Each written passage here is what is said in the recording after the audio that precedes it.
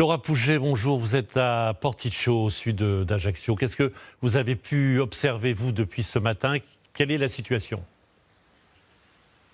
Eh bien, j'ai observé, j'en ai jamais vécu en Corse. Pourtant, je connais bien cette région du sud d'Ajaccio. Pourtant, c'est une région tempétueuse, hein. Il y a souvent des orages au mois d'août. Mais là, ce que j'ai vu et entendu, je ne l'avais jamais entendu. D'abord du bruit, parce que ça a commencé comme ça.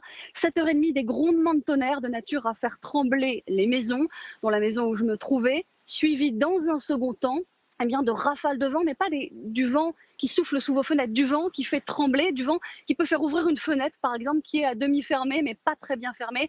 Évidemment, dans ce genre de cas, toute la maison s'est levée en sursaut pour voir ce qui se passait par la fenêtre. Et là, c'était très impressionnant. Tout était noir. Nous sommes au bord de l'eau, nous ne voyons plus le rivage d'en face et pourtant il n'est pas très loin. Les palmiers étaient complètement penchés. Tout ce que vous aviez pu laisser évidemment dans les jardins, eh bien, volait dans tous les sens. Un peu d'inquiétude à ce moment-là, évidemment. Et puis de la surprise face à la soudaineté de l'événement. Je vais juste vous dire quelque chose.